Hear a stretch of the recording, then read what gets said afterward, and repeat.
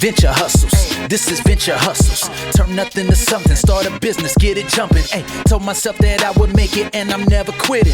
Staying motivated and I started with a vision. Yeah, venture hustles, life is really what you make it. Building up your brand is whatever you create it. Really ain't no limit, you just gotta love it. Working day and night, it's all about the venture hustle. Ay, venture hustles, time to take it to the next level. Let's go.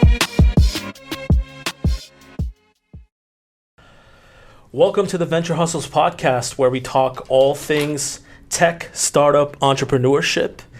I'm one of your co-hosts, Saj. I've got Jack and Horton with me. Over the last 10 plus years of experience in the tech industry, we're going to be talking about our experiences, our insights, and what we've learned over the last couple of years. Welcome. Yeah, I mean we're pretty excited to kind of kick this off. Along with tech, we wanted to kind of go over the startup industry and what that looks like, and kind of see what else we kind of come across. Go ahead. Well, but this is pretty much a way for us to connect with viewers and pretty much the tech community, or people who are particularly in startup space, startup entrepreneurs who are looking for a little more insight, and we decided to do a show. Yeah. Viewers and listeners, That's true. This is going to be in audio and video format. This is true. And, we're pretty excited. We've got, so you've kind of briefly met the three of us. We've got Emil in the back, who's handling production. Emil, want to say shout out hi? Yo, what's up? But yeah, we're pretty excited to bring this forward. We've been thinking about this for a while now. Hence the name Venture Hustles. We wanted it to, be reminiscent and of who we are, what we've been doing, which has really just been hustling in the tech space and the startup space for the last couple of years, and various walks of life. Yes, to say the least. So, Jack, you want to start with a little bit about yourself? Maybe? Yeah. So, my name is Jack. We all also work at a tech company based in New York. It's called Finally Free Productions. Been working with these guys for about 2 years. Outside of that, just been very active in the startup space, founding a couple companies that we can get a little bit more into detail later as to where they lie now. Overall, just love really everything about when you talk about, creating something new and bringing it to market. So, I'd say at the very least, just enjoy it a lot, to be honest with you, Yeah. Horton, you want to share a couple words here? Sure. I personally have been with Finally Free Productions for about 3 years now, and been in the tech space for God knows how long. But the Finally Free Productions was a new, a refresher pretty much, or like something freshening where it was a different aspect. I've been on the back end aspect of pretty much servers and coding, and also healthcare, and pretty much just breaking and building computers since I was a kid. Shout out to my dad for doing that. Yeah. Providing me the equipment to do so and the patience. Definitely. Horton's definitely a lot more technical savvy than a lot of us are when it comes to like the hardware side of things, Which is much appreciated. Yeah, it was very helpful to have someone like that on the team. Oh, without a doubt. Yeah, but that's pretty much the overview. And now we're at Finally Free Productions, and we're doing mobile apps. I learned about it a while ago, but this is definitely, to be behind the scenes is interesting. And yeah, when you came on board, mobile apps just to kind of give all the listeners and everybody kind of listening more context on Finally Free Productions. Even though we're at the Finally Free Productions HQ right now, it's important to maybe just quickly, briefly touch on who we are and what we do. Yeah, So we're a custom software solution company. We basically build custom mobile apps, games, anything that you would really need to get started if you're a business and you need a software solution, or if you're a startup in Silicon Valley or anywhere else in the world, and you have a crazy idea. We bring that to life. We're a very design-centric company where we take the UI UX and we take a very visual angle to your vision and try to bring that to life. What Horton was just saying was, I think when you came on, we were mostly just doing mobile apps, and that's true. We've evolved and we're now working on so many different things. We've just introduced new services into the blockchain and crypto space. Yep. So that was Jack's also very heavily involved in that, right? A lot of fun. And we got first-hand experience in that space. Yes. So we were very familiar with ups and downs. That is for sure. So and then I guess I'll say a little bit about myself. Yes, please. So my name Enlighten is us. Saj Zaman. Sajid Zaman. People call me Saj. And I'm basically a serial entrepreneur. I've been in the technology space for the last decade. I started my first company when I was like 21, and in my last year of college. It was a startup, and I've been in this space where a lot of things have basically evolved. I've been a part of the technical teams. I've been the CTO of different companies, and I've learned a lot. I've worked with tons of developers and designers over the last decade, and I think the biggest takeaway for me is I love building brands. I love building businesses from the ground up, and seeing them come to life, come to fruition. And I think that's something we're really good at too. Is like just building brands from a visual, from a content perspective. And we can't wait to share a lot of that with everybody. Indeed. Yeah, and I think also with that, why venture hustles? That's true. Why that? I think that we wanted to create this to give some insight as to what it looks like to hustle by building a venture. Quite literally. I think so. When I was thinking venture hustle is the idea behind this, like I advise a lot of startups personally. On a day-to-day basis, on a weekly basis. I'm on different boards where my only goal is really just, in these quarterly meetings, I'm sitting and kind of looking at their data, their analytics, their ideas, and helping them steering them in the right direction. Sometimes we're in VC meetings, sometimes we're at a pitch meeting, and so a lot of that is we're basically opening that up to everybody that's listening, being able to help them guide and steer them, at least from my perspective. Yeah. Because I've seen it all from a very raw form, which is startups, being a startup, having no money, being bootstrapped, to having money, starting another venture. Quite the journey. Just pretty much having, and then rinsing, repeating, building brands, exiting, failed ventures, successful ventures. So I think that's a lot of information that you can't go through. That's a lot of life experience that you can't go through without the whole nine, from start to finish. Can't spark notes it. Can't spark notes, and there's no shortcut. This is So, only if there was. Yeah. I don't think it would be as exciting. Yeah. Or people would be as interested if you could spark notes it, honestly. Yeah. Yeah. So I think just to basically summarize it, at least from my perspective of venture hustles, I think it's lessons learned, positive and negative. Yes. Help people get steered to the right direction. And I'm like, okay, if I'm starting a business with $1,000, what do I do? If all I have is that, first of all, my take on that would be don't start that business with $1,000. All the Well, you can even make the argument that nowadays you could. You can, but there's a shelf life. And I'm a big advocate on making sure you have a reliable shelf life when you're starting something. Just because you need that runway. And all these fake Instagram, Twitter, TikTok influencers that talk about, start a business for $0. This is what I did, and this is how you start a real estate business. And I see videos like that all the time. I cannot tell you how unreal and just clickbait content it is, because it's not feasible and it's not doable. It probably has been done in a very, very niche community, small group of people that have maybe tried that and made it work. But overall, it's just BS in my opinion. You can do trinkets and tchotchkes, but maybe a prototype. And that's about it on a grand. Yeah, you just have to be realistic, I think, with your expectations. And a lot of people, unfortunately, they see success stories. They don't really see the making of.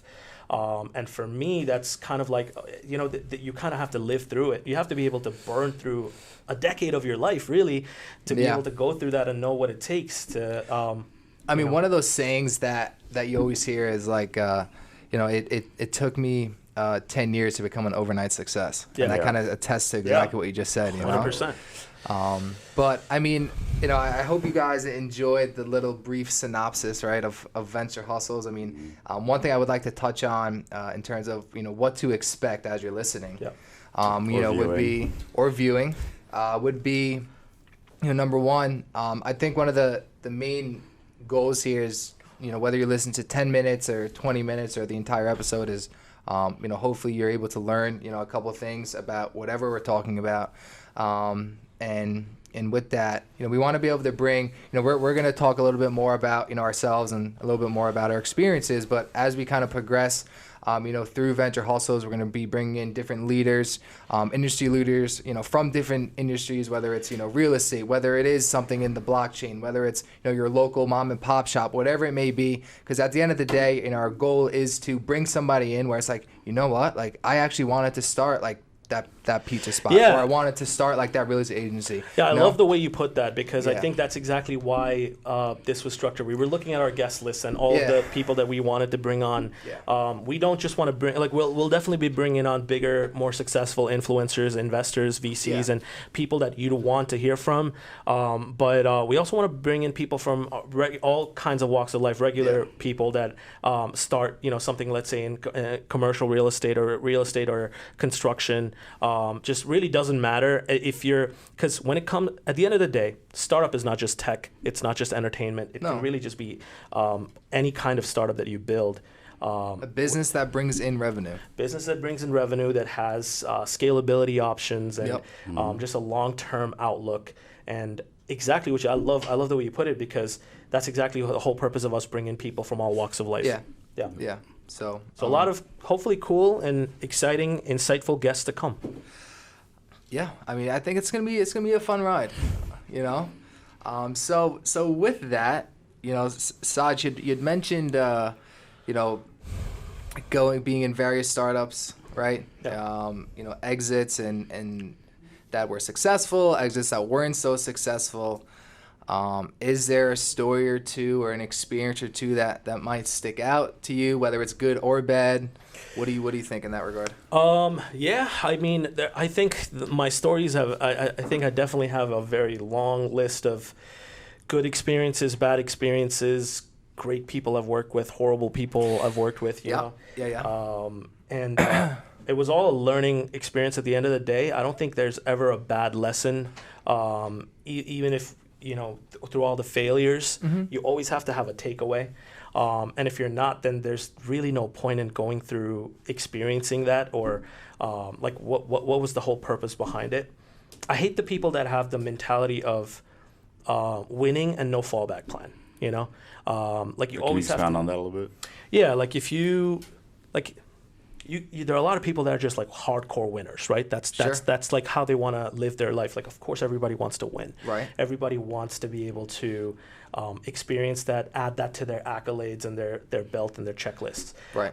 For me, I learned that very quickly in the beginning, which I'd say the first 2-3 years of my of my venture, like my startup career, right? As an entrepreneur, that you have to be able to have a fallback plan in terms of like, okay, if this fails, what's my takeaway? How do I evolve this into the next thing? For me, it was always kind of like, okay, if all else fails, if everything kind of goes to shit and everything burns down, I'm probably going to take a month's vacation or two's vacation, take a break, clear my head, come back and do it all over again. Learn, implement all of the good things that worked, and improve the bad things that didn't work, and basically do it, rinse and repeat, and do it better this time around. So that it was really just always improving upon from failed experiments, and experiences, rather than, oh man, this didn't work, this is horrible, I don't know what to do. That would be my thing. It's just like having a winning mentality is really good, but having kind of like a backup plan and a strategy of what to do if things don't go according to plan. So let me ask you this, right? Let's say you're in that kind of scenario, right? When do you make that decision? What are some indicators where it's like, hey, I've been grinding at this for 3-4 months, or 6 months or 12 months? Like when you say, you know what, like maybe I should just take that 3-week vacation and maybe clear my head, or maybe I should take a look and then pivot. I mean. See, that's the thing. Like that is such a. It's a tough question. I don't know if there's a right answer. Is there? There isn't a right answer. It's a very subjective question. Yeah. And it like, we deal with KPIs a lot. This is what we do, right? This is like when we're having our quarterly meetings, when we're looking at numbers, when we're spending $20,000, $40,000 into a marketing experiment, we don't know if it's going to work or not, into a new avenue. We're doing so many of those right now. And like even $10,000 or $5,000, doesn't matter the amount.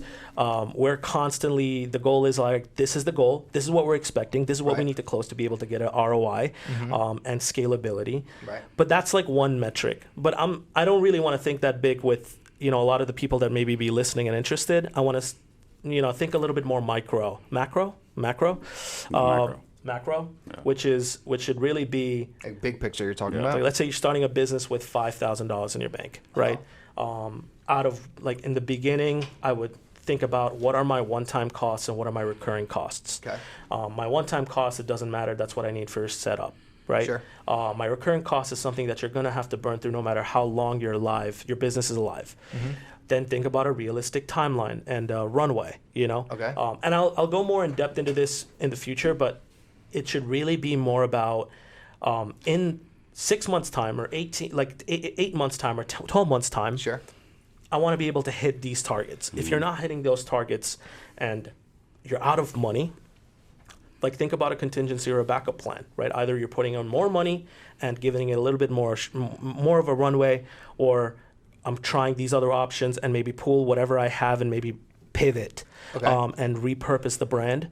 That is something that you'd really have to think about, and really subjective to who, like what industry, where you are. I mean, was there ever a point that you needed to make a decision similar that you would want to share? I think the easiest and the most relevant to this, there are a lot of different points. I've done this in multiple different ventures, where this was something that, like I was always the I was never just the idea guy. I was always pitching the ideas and also pitching a solution. This was always something that I've always done, right? Okay. I had a little Moleskine, a little black book that I used to write in back in the day. Still I don't have know it? if you guys, I still have it. Yeah. Okay. But the idea was really, like for example, at Finally Free Productions, we used to be a media production company. You guys know this. And actually, full circle with this podcast. Full circle Which with the is podcast, pretty cool. Yeah. I think 2 years before Horton came on board, I think I'd say about 2017. From 2016, 2015, we were dealing mostly with artists in Brooklyn and New York. Okay. So we were a media production company where we'd put up paid ads online, and our SEO was kind of kicking up because it was kind of niche back then, and no one was centered around artist development. This was the thing that we did, artist development. So basically, if you come in, you're like, I don't have a studio connect, I don't have a photographer, I don't have a producer that can write tracks, I don't have like composers. We had all of that in our Rolodex, like with my music connections, like with me having all of these, just being in the music industry. But Todd just wants an artist, for those that were wondering. That's true. Check out his SoundCloud. But in essence, you put people in the same room together that needed to be connected. That's exactly right. So that's when we had like studios, like we had like access to all of that, and so that was going really well, and it was really cool considering how much money we put into that as a first introductory company. We started venturing into tech when Metrosonic Studios in Brooklyn. They worked with a lot of like really good like indie and rock bands back in the day in 80s, 90s. Like they've been around for a while. They contacted us for a website redesign. And that was probably one of the first times where we were like, oh shit, like we can do tech. And like I've done tech 6 years prior to that. This was my bread and butter. So then we started doing that, and we started offering that as a service, and a lot of it like started evolving towards tech, but it wasn't fully there yet. Okay. Then I went to Australia for another venture that I was part of for an investor meeting. And we were in all of these meetings. We had multiple investor meetings and like pitch meetings. And like somewhere on the drive from like Gold Coast to Melbourne, which is kind of like driving like here to Florida, like That's from New York to Florida. It's a long trip then. It's a long drive, yeah. But it's a beautiful drive, dude. It's nowhere like the garbage drive we've got on the East Coast. The East Coast drives are not nice, right? Let's be real. I mean, they're okay. At least we got like a little beach. I mean, it's not like we're driving through the Midwest, but I mean. Have you ever done the PCH? No. Have you ever? I just know about the VCH. Oh man, you would never say that. It's not the same. Well, then again, California is a good majority of the West Coast. I don't think it's a fair comparison, but I'll take your word for it. Yeah, I mean, but that's the thing. Like so we did that, and I had like a super kind of like a Eureka moment when we were thinking about ideas. We were talking about something else completely, and this was a car full of people that were just on hustle mode. Okay. And we were driving from one destination. They were hustling a venture kind of thing. Like exactly right. Yeah. Just want to make sure we're on the same page here. Venture hustle mode. Okay. And this was like 2017. And this is when I realized that we need a hardcore pivot and just fully focus everything that we do into tech. Okay. Based on the experience that I have and knowledge that I have. I don't even know why we were doing it. I think I was just having fun from the music and the production side. Okay. But there was no scalability, you know what I'm saying? Because everything was so physical. You had to be in one place. Yeah, it's not a label or something. No, like you can't. We deal with clients at FFP all over the country. Yeah, it's almost impossible to do that unless we have studios booked in like Atlanta, and which was kind of difficult for me to do. I didn't have any connects outside of New York. Yeah.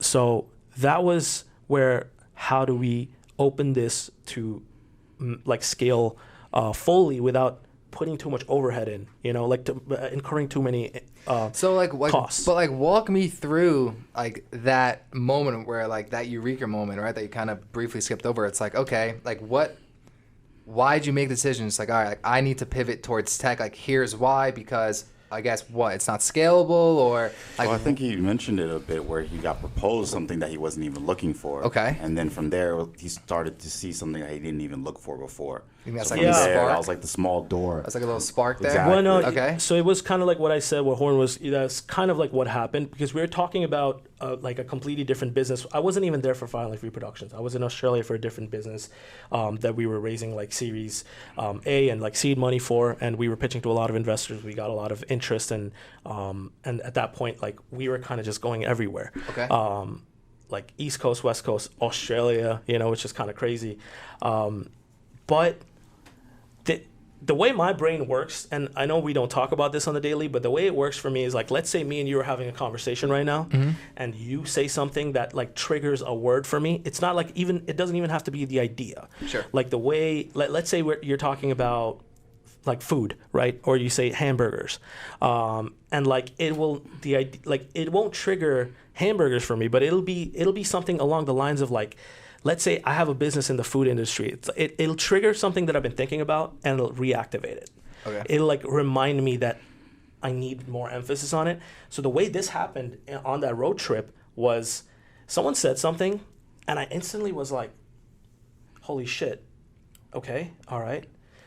I pulled out my phone. I didn't have my book like on that trip. I pulled out my phone, instantly went on Notepad and just wrote the idea down because I didn't want to. You want to forget it? Okay. I didn't want to forget it, and I wanted to look back at it when I went back to New York.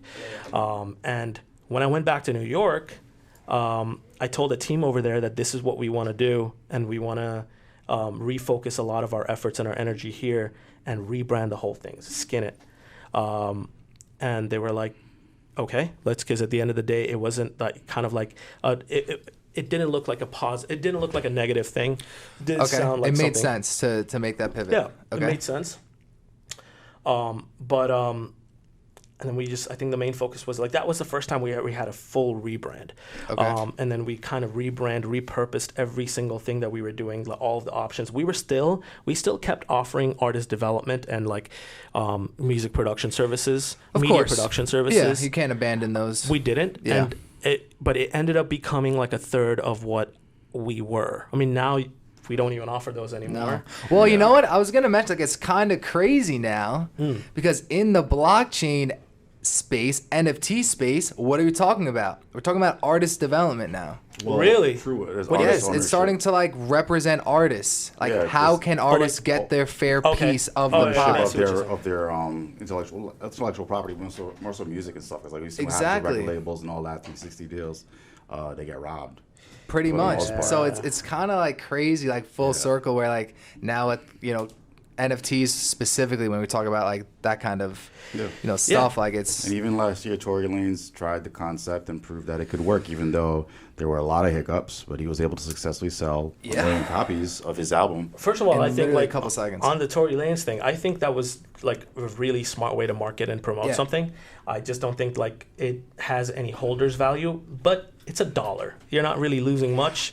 Exactly. I mean, I got a few like low key. Well, he tested the theory. That's really what it was, and the Yeah. theory didn't operate at a loss for him in essence. I mean, But, he literally sold 1 million in I literally think 10 seconds. Like, yeah, that that's doesn't mean amazing. it'll work for everybody now.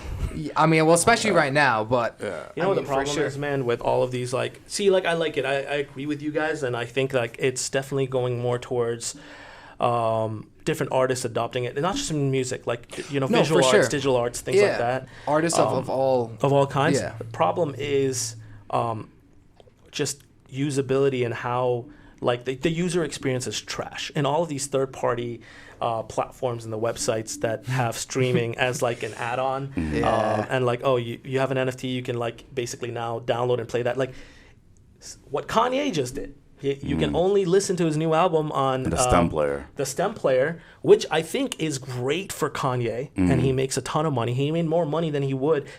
I think I was looking at a number where Less sales per album, but he made more money per album. like what he netted through the stem player on Donda 2, he would need to stream like 200 million times on Spotify to net the same amount, which would be insane. Yep. And also Yeah, like only Drake gets that. Only Drake gets that. okay, there's a Kanye hater in the house. No, not a hater. Not a hater. Okay. You know it's true, but Yeah, keep going. well, Drake's on another level though. Like but Kanye is more of like a acquired taste. But Yeah, no, I he mean, is a genius. Yes, you know? he is. So, Yeah. Yes, he is. You guys see the documentary at all? It was or no? dope. yeah, Yeah, it was really I've It only was watched the nice. first episode. no, I saw the whole binged it. thing. It was really nice to see a lot of the things like they used to do like these episodes and stuff like that back in the day when Kanye was coming out like MTV and like they used to sell like DVDs or like background stuff like be able to get it with the mixtapes and stuff. Okay. But it was really dope to see that like from this boy's perspective. Yeah, I didn't know like. I mean, I'm not really. I like Kanye, but I'm not like a big, Kanye guy, let's say. But I didn't know he was like filming himself and stuff, which is like kind of cool. No, it was You like know? you remind like when the first episode they started with Through the Wire. I'm like, oh, this is how they came up with. Like it was really dope to Dude, relive that that. was insane to Yeah. like see. Like, you don't know the song Through the Wire, Kanye, do you? No. Okay. Nah, that was like I first heard that Yeah. and along with Dude. All Falls Down. I'm like, this is like bringing back memories. But that's the thing. When you listen to Through the Wire, you didn't know what the hell that meant, right? No. I knew it back then You know it was because about him like breaking his yeah. jaw. You knew- Oh you knew yeah. that? This is an old story, but like I didn't even know that. Yeah, dude. That was insane. so you to had the watch. Pharrell moment. I was like, holy shit. That's 'cause why I that liked the was song insane. so much back then. So Yeah. crazy.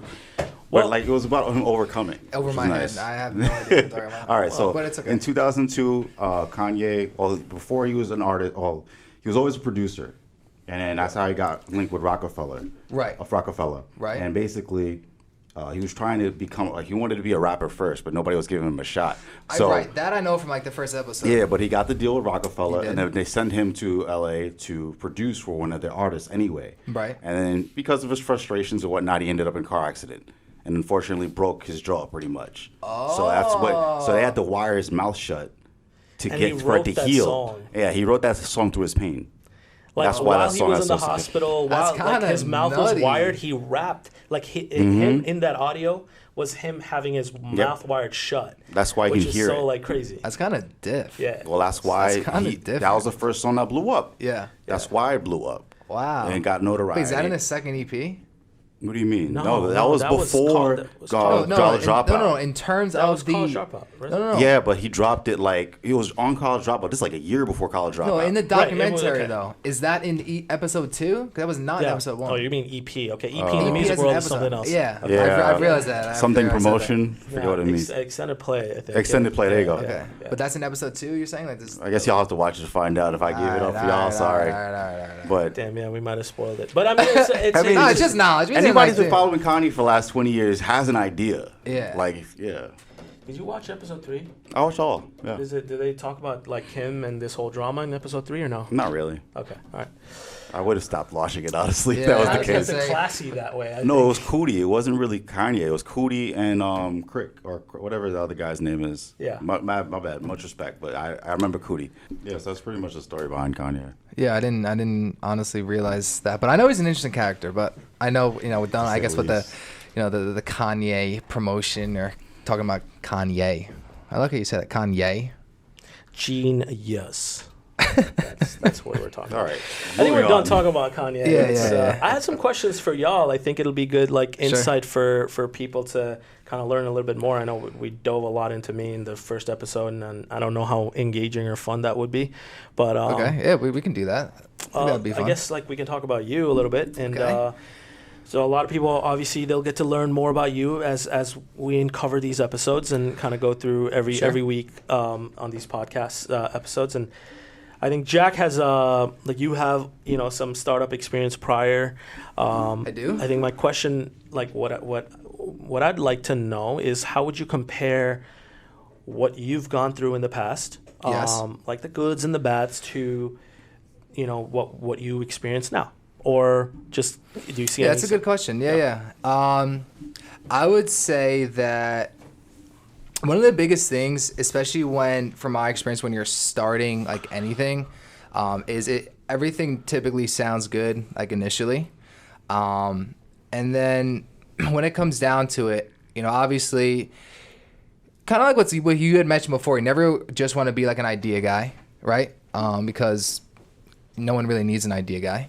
But more so, you wanna find people that want to go at the same pace as you do, and that want to run as fast as you do, or not run as fast as you do.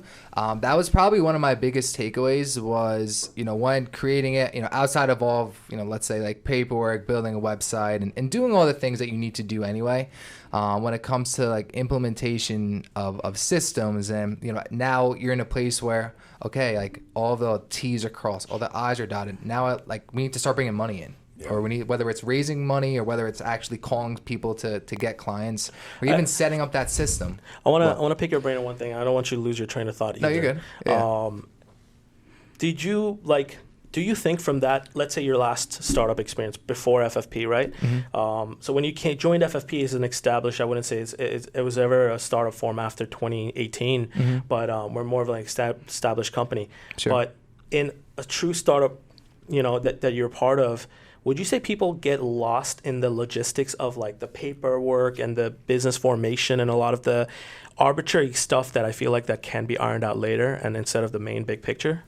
Like, do you see that pattern? Have you noticed that? Yeah, for the first one, for sure. I think if it's like your first one, like, Okay. yeah, you're spending a month on doing paperwork and doing things that probably don't really matter. Okay. And I think with time, you realize, listen, like, we got to get money in the door first, have a name, maybe a logo, and like, let's just start rocking and rolling. Yeah. And that's, a lot of times that's where you kind of build out the best systems that like work like for you. Because trial and error, but more so, okay, like, whether you close a deal or whatever you do, it's like, okay, this is my typical steps, right? And then it's just about like refining those steps, scaling it, and then eventually that will become a system.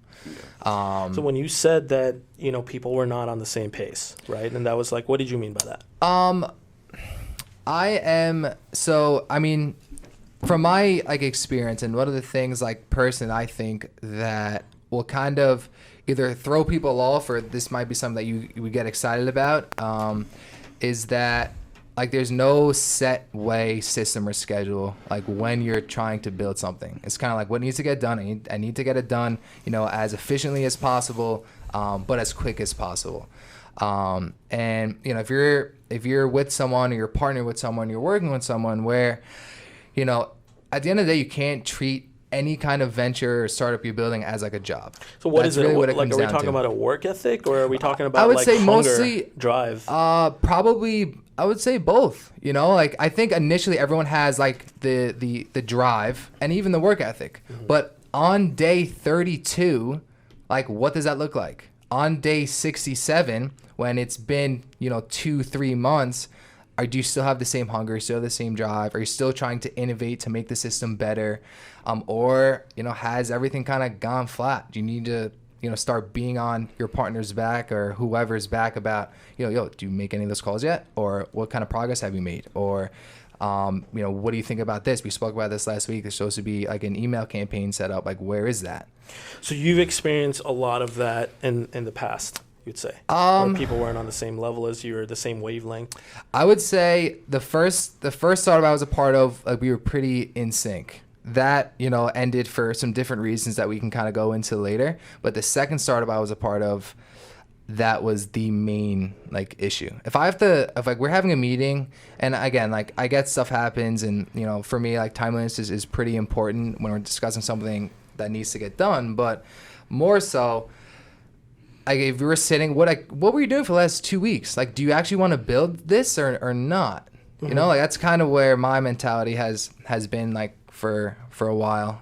Because if you're not first, you're last. Kind of going back to the winners, thing. And of course, you have a backup plan, but you gotta get stuff done. And sometimes there's no booklet at okay, this is how you do it. It's kind of just gotta figure it out. Yeah, that's the biggest thing is that you can't. There are no higher ups you can contact. There's no one Yes, that's figuring a good it out point. on your own, right? Yes. I mean, you're creating something. So, and for some people, that's really exciting and they love it. For other people, it's kind of timid. I don't know. Not everyone's cut out for it, man. That's really at the end of the day. That's what it is. I mean, honestly, all in all, good learning experiences. Because now, in the future, I know what some red flags might be, or some things maybe to be cautious of, or some things maybe to expect. And also also taught me about building a team. Not everyone is kind of built to do. I'm not sure that anyone's built to do everything, but as a leader, you want to be able to put people in a position to succeed, right? So if you're able to build a good team, that's, I think, one of the vital things about building anything, whether it's a company, whether it's a brand, I mean, anything at all, I think a lot of times we've at FFP in the last 2 years with your experience, let's say your time here, you've seen a lot of people, more people come than more people go. And in terms of the people that we've stuck with and we're kind of consistent and loyal in building a family here is because you have to have people that are on the same, the goal is the same at the end of the day. Mm-hmm. You have to be on the same wavelength. You can't have people that are just kind of half in, half out, and different people operate differently. You have a different style, I have a different style, so does Horton. Yeah. Well, that goes back to putting people in a position to succeed, and even having those kind of conversations where it's what are some of your strong points? What are some of your weak points? Yeah. Okay, if we're taking the Gary V kind of angle, it's honestly, shout out Gary V. It is a shout out at Gary V, but not even that. Gary V's mentality, don't give a shit about your weak points, not your strengths. Focus in on your strengths and multiply them by 1,000. Yeah. You're gonna follow that model. Okay, great. So now put yourself in position so that you can excel at those things and help the company, your team, whoever it might be. Yeah, I think. I think we should definitely talk about more about this in depth in the future, where we're kind of breaking down some positives and I know we touched on it, but some positives, some lessons. Yeah, some never a loss. Lessons, never a loss, only lessons. Without throwing anybody directly under the bus. No, of course. I mean, there's no reason to, honestly. Yeah, we're not salty people. We live and learn. We move on. I think Horton had a. Are you? I think that pretty much your main point. Yeah, I think that was. Yeah. I think you did a good job answering my question. Well, thanks. I say. Appreciate it. Yeah. Hit all the points. Hopefully. Horton comes from a stronger, healthcare tech background with his previous position, and I kind of wanted to know in comparison you've been in just hardcore software custom tech for the last 3 years, right? Yeah. Plus now, what would you say the biggest differences for, it's kind of similar to what is the differences with what you used to do before and now, in terms of because the reason why I asked this question to both of you is we're going to be bringing in people from all walks of life. And that was the idea behind Venture Hustles. And so just kind of how was your transition and what would you say would be different? What stood out or, Yeah. It was a bit twofold, actually. I have a background in computer engineering, and as a result of the '08 crash, my dad started his company, which was in the healthcare space, and as a result, that's how I got introduced to it, pretty much. So I was pretty much working for him throughout college, and then after college, pretty much stayed there. But it was that time was more structural in the sense, like, pretty much like government mandates to meet for the doctors, and pretty much getting them to the point of getting them their incentive dollars, because the traditional method of taking doctor notes is pretty much through on paper and pen. Okay. That's how it's always been. Right. And then after a while, all of this, you have to do it on computers to basically get centralized patient health information with with compliance. So the issue, HIPAA compliance? HIPAA compliance, correct. Yeah. But the issue with a lot of the older doctors, no offense, shout out to y'all are great. A good amount of them didn't even know how to use a computer. Okay. So that I spent a lot more time helping the older generation make that transition, and a good amount of them decided whether they were going to continue practicing or just retire. Yeah. Now the younger crowd, they're just Wait, getting hold taught on. this in They were school. deciding that when they were No. presented with the issue, or just in This general? became a mandate, Okay. and then some of them tried it, and some of them were like, "This is too frustrating," because it was a lot no easier way. back in the Right. day to just Okay. make Well, their yeah, money. I'm close to the edge already. Might as well kind of like, all right, I'm done. Or I can learn something new and continue to practice medicine. Well, that's insane. I didn't even. Wow. So you were part of the training onboarding process? How did that For work? the yes, I would literally. It was called electronic health record implementation. So I would get these practices to actually transition and go through the process. Yeah. And I'd actually have to put in more time with doctors who are older. You who ever just- deal with anyone like, you ever be like be on the phone with some guy who's like, or girl for that matter, that was like old and like they're getting like really frustrated and like because they a can't lot do of it. them. But Really? the nice thing about it was that I could actually appreciate and understand where they were coming from. Okay. So a good amount of them weren't jerks about it. So I was able to have the Okay. patience to go through it. Now the Fair. other ones, I mean, there was a small percentage that were not that pleasant, but it was what it was, you know. Yeah. But that's just business. Not everyone's going to be a ray of sunshine. So Yeah, it is what it is. that is for sure the truth. But it was nice to see pretty much that reality, because as a younger guy at that time, it was like, I'm understanding what could happen 40 years from now. Like, Yeah. things will change. Okay. Yeah. So it's That's without a good way to question. look at it, honestly. But then after a while, I mean, I call the two-part thing that I was referring to before was, one, I wanted to not work for my dad anymore. It wasn't anything against him. It was just like, I wanted to know, one, I could do it I could make it on my own without having Yeah. to depend on him. And two, I wanted to change because the healthcare space was changing, but it wasn't changing at a pace where things were like fresh. Like, medicine's very stagnant. I mean, how often do things change in the medical space? Not so much. So I was looking for something new. And pretty much I just went on Indeed, put on my post, and then I got the auto message that maybe this is a good job for you. I'm like, okay, so Long Island, I don't want to work in the city again, because I used to work in the city Okay. at a period of time, and I don't like the commute. And I went to school in Brooklyn. I didn't like that commute. So You wanted something local that was not something I gonna- could drive to. I really didn't want to take the train anymore. I feel that, man. Some of you know this. Like I did the Brooklyn commute. Yeah, I did that too. Yeah, it was horrible. Yeah. But cut to you starting, right? Like you having that experience to, like, let's say your first 6 months. What would you say would be like? Oh, it was completely different, because then that was the whole point. Once I applied, like I was saying before, so I got the notification, I applied for the job, had the interview. It was a pretty good interview. Come to find Yeah, out, Mr. Saj just got calling you up? Yeah, pretty much. And then come to find out, typically his interview's like 10, 15 minutes, and we were talking for like an hour. Yeah. So- Oh wow! Well, at least you always know an interview's going good. Like when that Yeah. happens. When it goes long, always Yeah. always good interview if your interview went long. I don't know how long we did with Emil's interview, but it was good. I'd Yeah, say. no, 100%. Yeah. I mean, that's Yeah. what I think like a telltale sign like it's going well. Yeah. Well, I But, think the thing that one of the reasons why our interview went so long was we were able to actually have a conversation that was not surface level. Yeah. So Okay. that's pretty much, it just pretty much became a longer, Good. it was outside of the interview actually. So Okay. that's pretty much what it was. But to answer your question, when I got into this space, it was definitely new, definitely exciting, new things I didn't know about. I mean, my dad's company was a startup, and not the traditional startup, that's for sure. And I've seen other businesses start up, but never in the traditional sense. Like, I know a lot of immigrants, and they come over to America and they start their business. Not about funding or anything. Well, it's you just were like grown up when your dad's like established. It's different, right? When your dad's business is more established. And shout out to your dad, by the way. Horton's dad is a very, very cool gentleman. Met him maybe once or twice. a couple times. Yeah, a couple times. But his story is also pretty fascinating as well. Like in terms of like what he did and made for himself. Yeah. But you know, it's different when you're kind of grown up already and you're being taught to do something that's already been around and like, all right, this is how it works.